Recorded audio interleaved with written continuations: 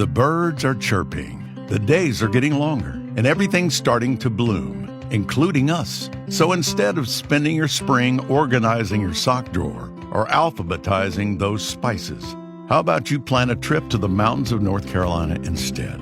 We guarantee it will be more rewarding because the best way for us to get back is for you to come back. Now that's sure to put a spring in your step. See what I did there? For real. Visit North Carolina. This episode is brought to you by Shopify. Upgrade your business with Shopify, home of the #1 checkout on the planet. Shop Pay boosts conversions up to 50%, meaning fewer carts going abandoned and more sales going cha-ching. So if you're into growing your business, get a commerce platform that's ready to sell wherever your customers are. Visit Shopify.com to upgrade your selling today. At the height of the campus protests over the Israel-Hamas war, my colleague Ellie Reeve visited several colleges to talk with students and to get a sense of the mood on campuses. There's tension at hundreds of colleges across the U.S. At Tulane, a fight broke out after someone tried to burn an Israeli flag. And one of the students that she talked with was a doctoral student at Cornell named Mamadou Tal. There's a lot of concern that pro-Palestinian students are pro-Hamas and pro-terrorist tactics, going all the way up to national politicians. Is that true? Absolutely not true. My condemnation is inconsequential. I think it's quite racist, Islamophobic, that before I'm allowed to have a view on genocide, I have to condemn a terrorist organization. So this interview is from November 2023. This was less than a month after the Hamas terror attack against Israel that killed more than 1,200 people. When Israel retaliated, bombarding the Gaza Strip and creating this humanitarian disaster, Mamadou Tal was among those thousands who protested on college campuses. In my lifetime, it may never change, but I feel encouraged because at the end of the day, I feel like we are on the right side of history and I can go to bed quite comfortably. But today, that bed is no longer in the United States. Tal was attending Cornell on a student visa. He grew up in London and his family is from the Gambia and Senegal. Because of his protest activity, the State Department just a few weeks ago canceled his student visa and told him to surrender to Immigration and Customs Enforcement. He tried to fight it in court. He lost. So this week, rather than be arrested by ICE agents, he decided to self-deport. There are reports of at least a dozen students and faculty who have been detained by federal agents. Secretary of State Marco Rubio says that he has personally directed more than 300 visas, primarily student visas, some visitor visas, to be revoked. If you invite me into your home because you say, I want to come to your house for dinner, and I go to your house and I start putting mud on your couch and spray painting your kitchen, I bet you're going to kick me out. Well, we're going to do the same thing if you come into the United States as a visitor and create a ruckus for us. We don't want it. We don't want it in our country. Go back and do it in your country. But you're not going to do it in our country. So today we're asking, how does this happen? How can the government detain legal immigrants without charges? How is this affecting students and faculty at campuses around the country? And who is challenging the government over potential First Amendment violations for punishing people who say things that the administration labels a threat? I'm Audie Cornish, and this is The Assignment.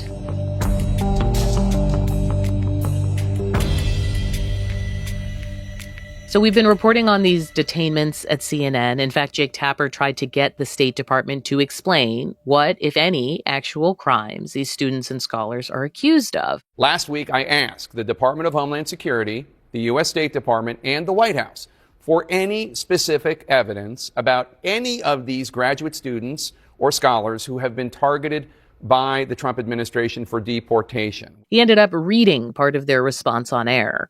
We can confirm that every individual who has had their visa recently revoked by this administration has displayed problematic behavior that would have made them ineligible for a visa if they would have disclosed this information during the vetting process. The U.S. government is now revoking their visa retroactively to ensure we're taking deliberate actions to protect our communities and campuses, unquote. So in other words, there are no specific charges. One of the academics targeted by the Trump administration's policy is Dr. Badr Khansouri. He's a scholar at Georgetown, an Indian national. He's here in the States on what's called the J-1 visa, which is for people studying or doing research. In March, ICE came to his house in Virginia. Again, no charges have been filed, but Consori has been accused of posing a threat to national security. That J-1 visa, it was revoked, which allowed the government to send him to a detention center in Louisiana. One of the first reporters on the story was a student, a senior at Georgetown.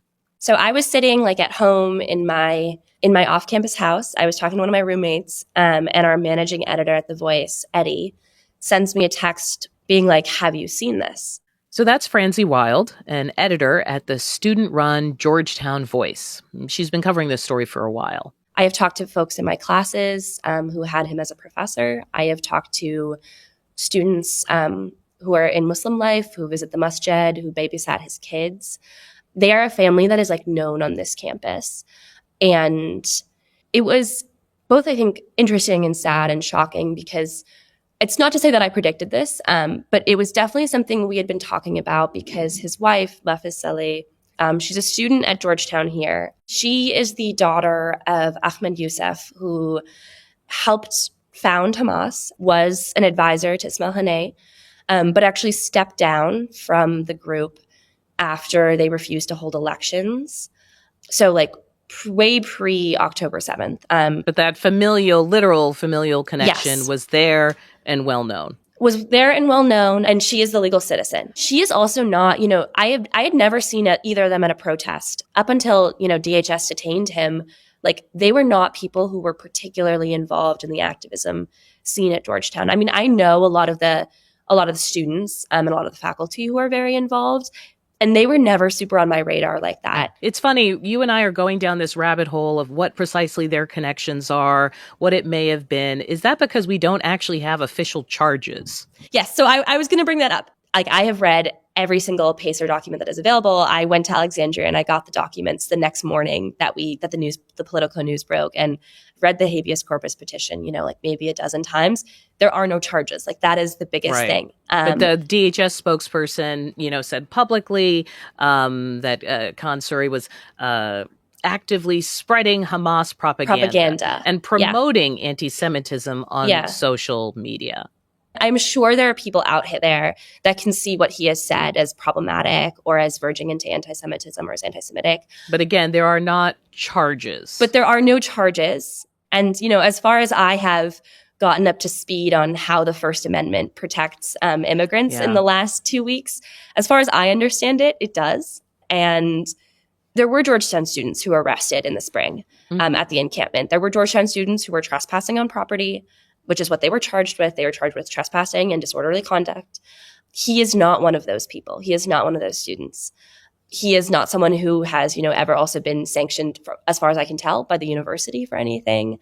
There is no official allegation of a crime. So the Secretary of State, Marco Rubio, he has commented on all of this a couple of times, because in some cases it's been reported that it's his duty to actually revoke the visa. Right? Yes. For these special cases under the laws that they're using to do it.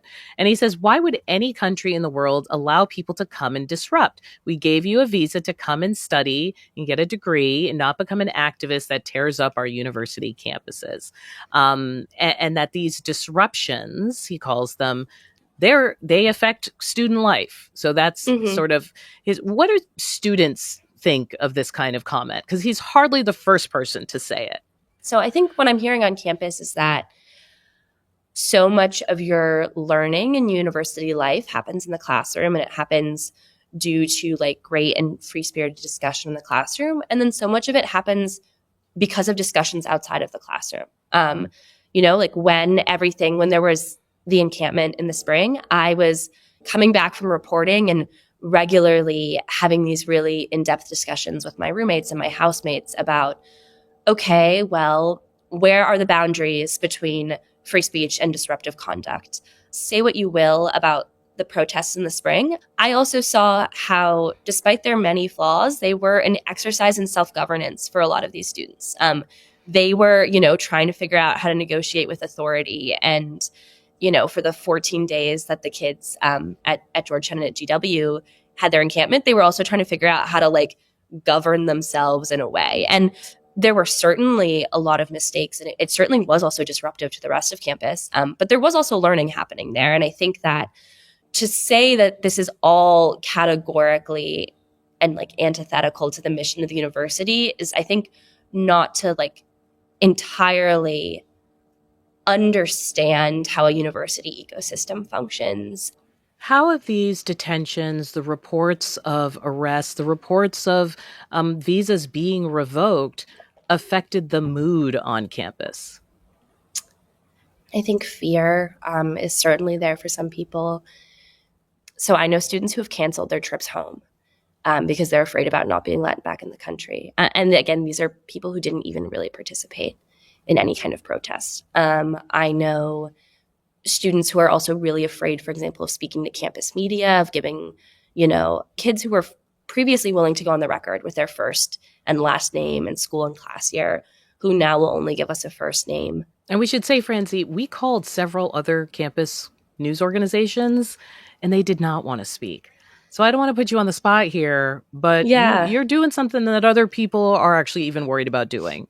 Look, I mean, I am worried about it as well. I certainly had a moment where I was like, oh no, am I going to get a bunch of emails after this? I got emails in the spring from people who either misunderstood, what our coverage was trying to do. I got DMs in the fall. And this, again, is from both sides.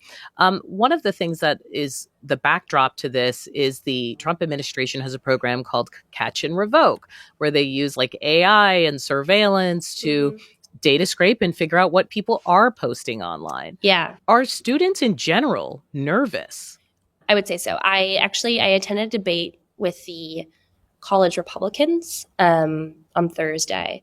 That was about Buttercon Surrey's detention. And it was sort of like a pro-con, should he be deported, should he not, basically. And the moment I walked in the room wearing my Georgetown Voice press badge, I had a student, like a sophomore, come up to me and just be like, we really hope you respect that in terms of people's names, this is off the record. And that is students on both sides. That is students that closely align with this administration in terms of their political beliefs. And that is also students who showed up to counter debate them. And I think it's interesting that at this moment, I think between the internet and sort of what you're talking about with AI and scraping, and also just the ability to the inability to really stay like decently private, the inability to be forgotten on the internet. I think students are just so aware that no matter what they say, if it's political, it has the ability to gain some traction online. And then they have the ability to receive everything from like public harassment to private messages to like consequences when it comes to career and jobs and things. So where's the university in all of this? We got an email from Robert Groves, campus-wide email, who is the interim president here at Georgetown. And in it, he mentioned the detention of Dr. Buttercon Surrey. We are concerned about the circumstances of his detention and the questions it may raise about issues of free speech.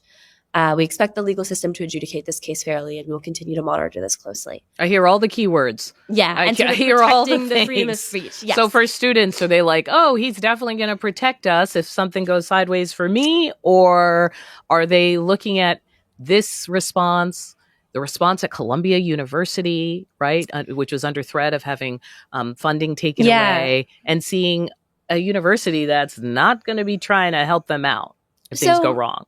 I think there is maybe a little bit more faith at Georgetown. I think that the Jesuit tradition also changes things. Yeah. In what way, though? There's lots of conservative Catholics. So you just mean with the Jesuit tradition of education, or I think with the Jesuit activism? Tradition of education, the Jesuit tradition of social justice. I think also it's maybe more students are thinking about like, okay, Georgetown's calculation to the Trump administration is a little bit different than Columbia's calculation to the Trump administration, because Georgetown can say that its decisions are based on Jesuit and Catholic values, and that it makes these decisions based on its Catholic faith and mission, and that is seen differently by the Trump administration than maybe a university making decisions based on like a secular code of values.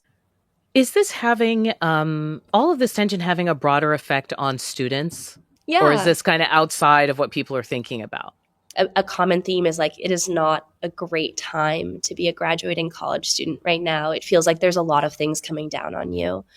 And I think certainly also for students who are here on student visas, that fear is like much more acute. And, this is going to get very personal. My dad is a college professor and he's also a green card holder. And he just actually canceled a work conference outside of the country because he was like a little bit, just had talked it over with his immigration lawyer and was like a little bit worried. So wait a second.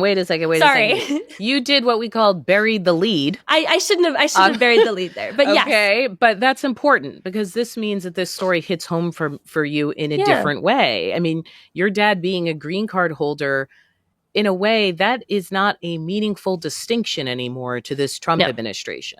Is that scary? Yeah, it's certainly scary. I mean, the whole thing is scary. And I think also as someone who also would like to go into journalism and believes very deeply in the First Amendment, it is scary that suddenly we are making distinctions about which people are allowed to say certain things, particularly because at least in the case of most international students, they've been invited here to participate in our in discourse, in our intellectual communities. Like, they are here because Georgetown believes that they have something intellectually to contribute, and an important and unique perspective.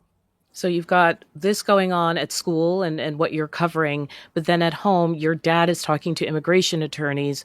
Do you get nervous about what you post online? Do you have other concerns like that are starting to literally be closer to home?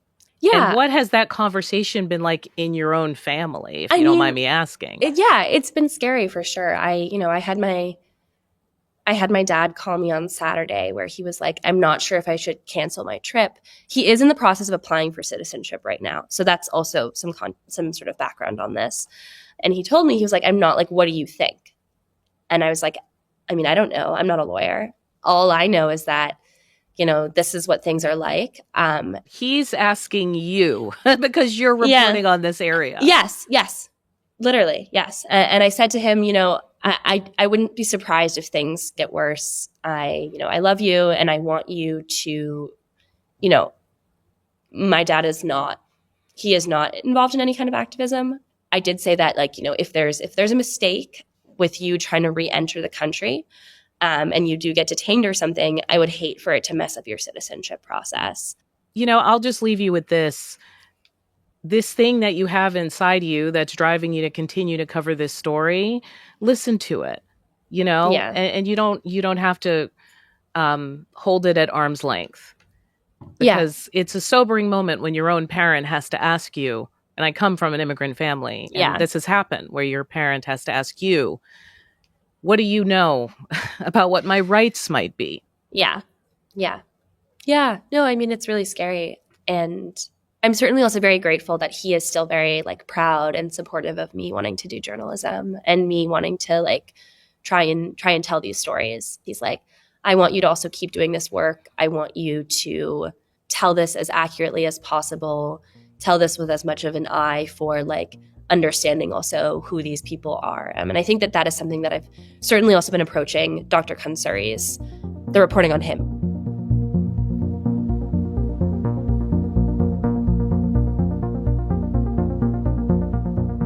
Francie Wild is a senior at Georgetown. She's also an editor at the Georgetown Voice. That's the school's student-run news magazine. So how is all this legal? Well, stay with us.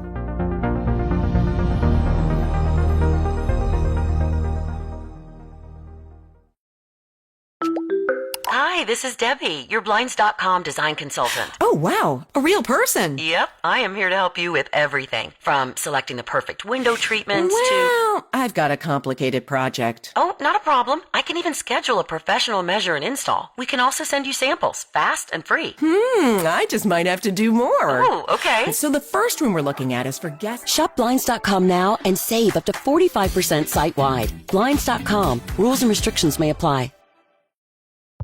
This episode is brought to you by Progressive Insurance. Do you ever find yourself playing the budgeting game? Well, with the Name Your Price tool from Progressive, you can find options that fit your budget and potentially lower your bills. Try it at Progressive.com. Progressive Casualty Insurance Company and Affiliates. Price and coverage match limited by state law. Not available in all states. The story getting the most attention right now is around the detention of Mahmoud Khalil. He's a lawful permanent resident and a former student activist at Columbia University. His green card was revoked reportedly due to his role in the anti-war protests over Gaza that basically made Columbia the center of a massive political backlash. So it's been really hard to get people to talk about any of this for a story because of fear of the Trump administration.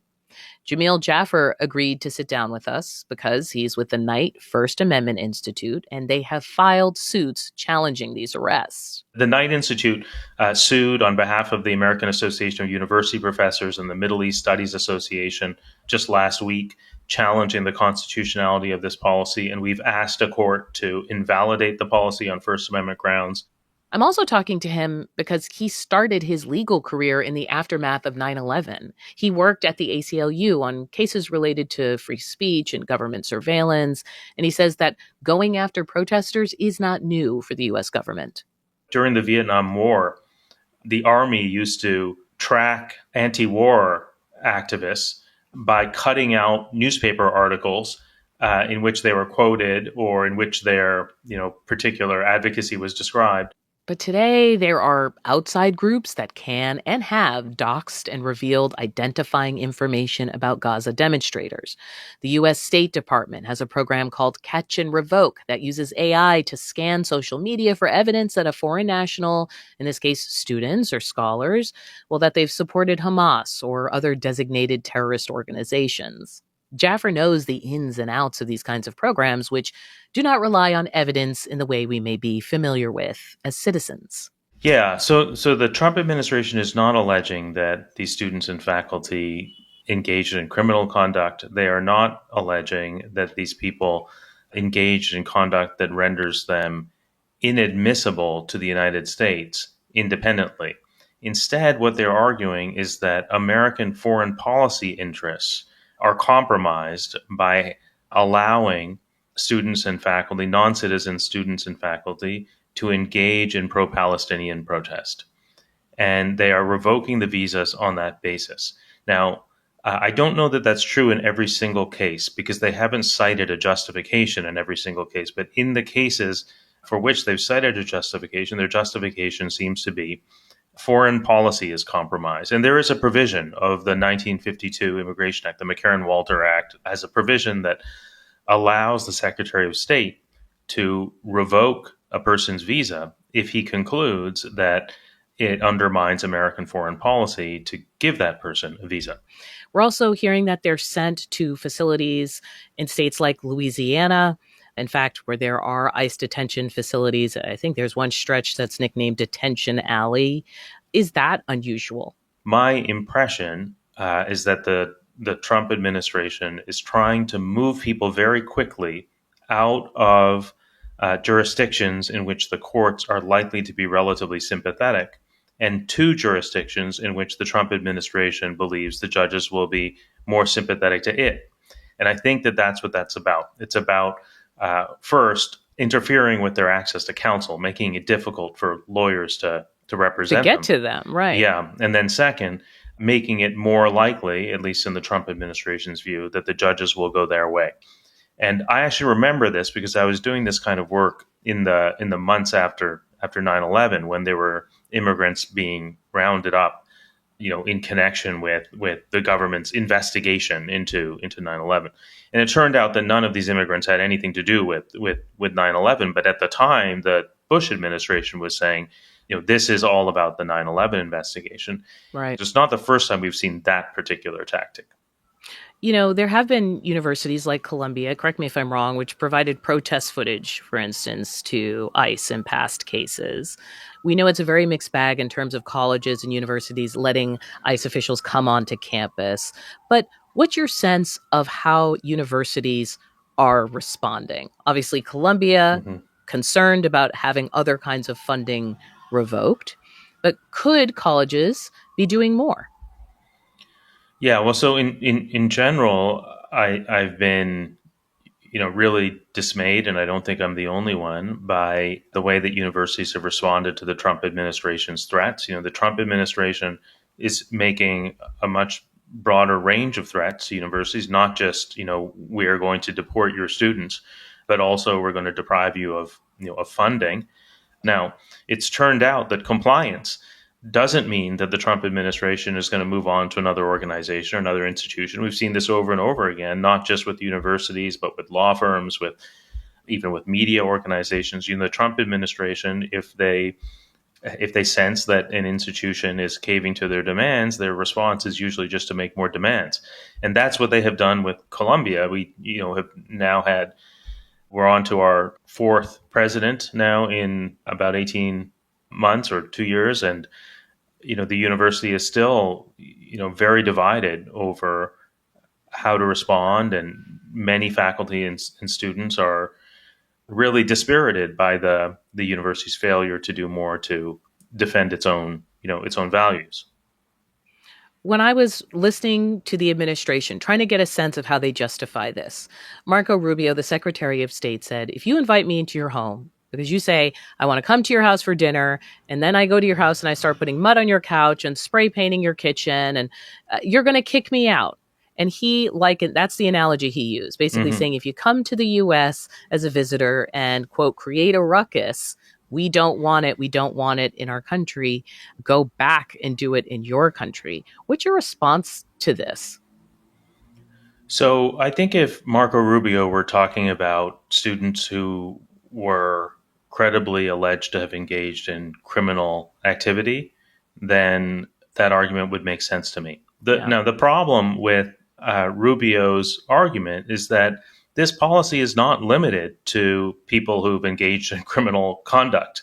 When Marco Rubio says we don't like people who create a ruckus, he means we don't like people who exercise their First Amendment rights. And I think that is a really, really disturbing thing. Like, we don't want the government to be restricting visas to people who agree not to exercise their First Amendment rights. I mean, in fact, it would be difficult to think of anything, more un-American than a condition like that. Although when I think about when I covered the South and covered activists in the civil rights organizations, how they were surveilled by the FBI. You and I you started just around after 9/11. So did I as a journalist. And I remember every security person would tell me about a mosque where the imam was saying X, Y, and Z. And this made for a concern about terrorism. Oddly, this does feel very American to use immigration enforcement around ideas that worry the government. Yeah, I mean, you're definitely right. There is a history of, I would say, the abuse of the immigration laws for this purpose. This is not the first time the government has tried to use the immigration laws as mechanisms of censorship. Now, that said, that history has been discredited. Like, if you look at the Cold War history of the use of the immigration laws to keep out people who are suspected of being members of the Communist Party, for example, the people who were excluded from the United States on that basis include Gabriel Garcia Marquez, Pierre Trudeau, Dario Fo, Doris Lessing. It's like a list of people who, received the Nobel Prize for Literature. And there's a series of court decisions that have been, issued over the last half century in which courts considered the government's authority or the government's argument that it had the authority to exclude people from the country on the basis of their political views. And even in those cases, which involve non-citizens who are outside the country and have been, seeking entry to the country but denied visas on the basis of their speech, even in those cases, the courts have said over and over that the government has broad authority to exclude non-citizens from the country, but it can't exclude people on the basis of viewpoint alone. And I think if that's the rule with respect to non-citizens who've never entered the country, it is certainly the rule with respect to non-citizens who have lawfully entered the country. So now you're getting into the legal questions. And I'm wondering, does that mean the legal environment is very different now than it was in that post 9/11 period. Are there things that make this moment either uniquely dangerous, or are there protections that people may not realize yet? The First Amendment is definitely stronger today than it was when those Cold War cases were decided. I'm not actually sure that how much reassurance we should take from the fact that the courts are likely, if they actually reach the merits in these cases, to rule that the First Amendment protects non-citizens, because a lot of damage can be done before that ruling comes out. And what do you mean by that? Just to these families, or are you talking about something bigger? Well, to these families first and foremost, it is going to be, it's going to be years before one of these cases gets to the Supreme Court. Years, while they may be in detention without charges. They may be in detention while these abstract principles are being, argued about in the courts. But then there's also the chilling effect that the policy has, not just on the people who've been targeted, but on many, many other people who worry that they might be targeted. And that has implications not just for them, but for the rest of us, because, we all benefit from hearing the views and engaging with and associating with non-citizens. And it's one of the things that has made American universities, so great, is that people come from all over the world to study at American universities, in part because there are other people from all over the world there. We're all used to talking about these kinds of policies in a particular way as if they are, things that in the abstract. We can, agree or disagree about, the wisdom of this particular policy. I really do see this policy as a profound threat to our democracy. Once you let the government start putting people behind bars on the basis of their political views, it's not obvious why this would end with non-citizens or why it would end with pro-Palestinian speech. The government has already started to revoke not just visas, but green cards as well. So even legal permanent residents have been rounded up. The Trump administration has made clear they're going to go after naturalized citizens as well. So, we've already made the leap from visa holders to green card holders. It seems like we're going to make the leap from green card holders to naturalized citizens. Not obvious why it stops there either. And with respect to the substance of the speech, yes, these students are being rounded up on the basis of their pro-Palestinian advocacy. But once you accept that the government can revoke somebody's visa on the basis of foreign policy considerations, why stop with pro-Palestinian advocacy? Why not go after people who are pro-Ukraine, or for that matter, pro-Greenland, or pro-Canada? There's really no limit to what the Trump administration could do with this power if the courts endorse it. So, people need to understand that this is not just a bad policy. This is a policy, it's a kind of policy that ends democracies. One of the things I've been most fascinated by in this moment is the idea of the catch and revoke program, where the government uses AI and surveillance techniques to do data scraping and basically just look at people's social media posts, like create a profile just the way they do in any other kind of law enforcement, but using that information to find some of these people that they're deeming a problem. Did this raise any red flags for you as well? Like, is this legal, ethical, a new escalation?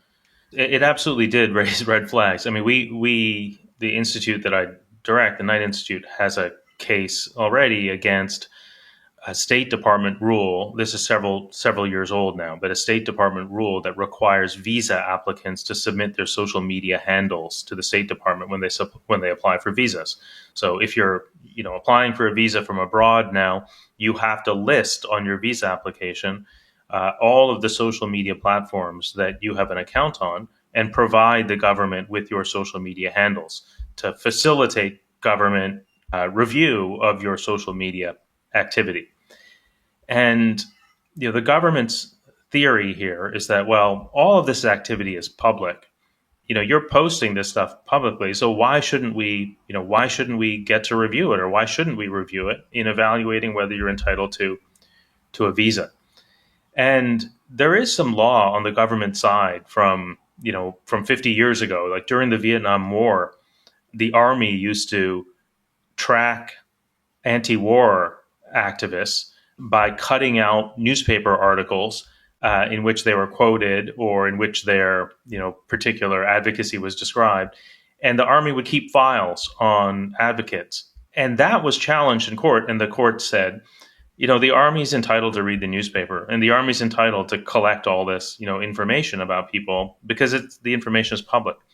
And the government is relying now on those cases to justify this kind of surveillance. The problem is that we're living in an age where this kind of surveillance operates on a totally different scale.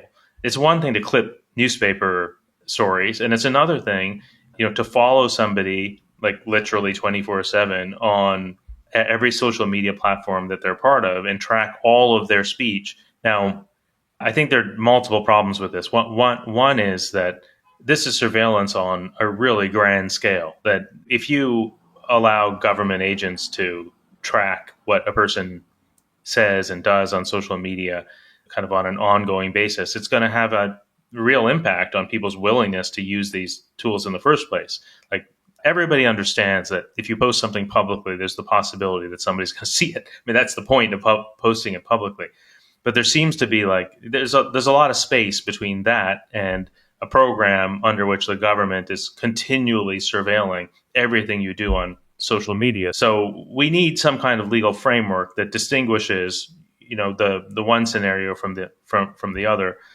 But then the other thing is, what's the government looking for here? So with the catch and revoke policy, the way they described is that they're looking for evidence that people are hostile to American values.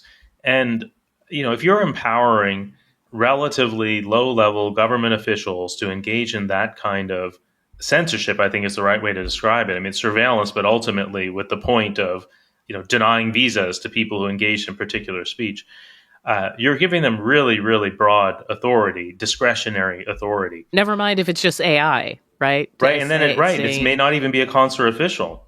What are you going to be listening for in the coming days and months when it comes to these students, faculty members who have been detained, when it comes to these people who had some kind of legal status or documentation and they have had that revoked and been detained? Well, the Knight Institute sued on behalf of the American Association of University Professors and the Middle East Studies Association just last week, challenging the constitutionality of this policy. And we've asked a court to invalidate the policy on First Amendment grounds. But also, I hope we will see a lot more support from the universities than we have so far. If you imagine that the government came to a university like Columbia or Harvard or Georgetown and said, we're going to take some books off your shelves for foreign policy reasons, the universities would be up in arms. They would have been in court 10 seconds later. Now the government is coming to them and saying, not we're going to take some books off your shelves, but we're going to take some of your students away. And the universities, I mean, first of all, I think that they have a kind of moral duty to defend their students. But even setting that aside, this is a huge injury to their own autonomy. If there's one thing that universities get to decide, it's who is part of their community. And the government is saying, on foreign policy grounds, you can't have this student. And the university should be doing a lot more than they have been to defend the students and defend their own values.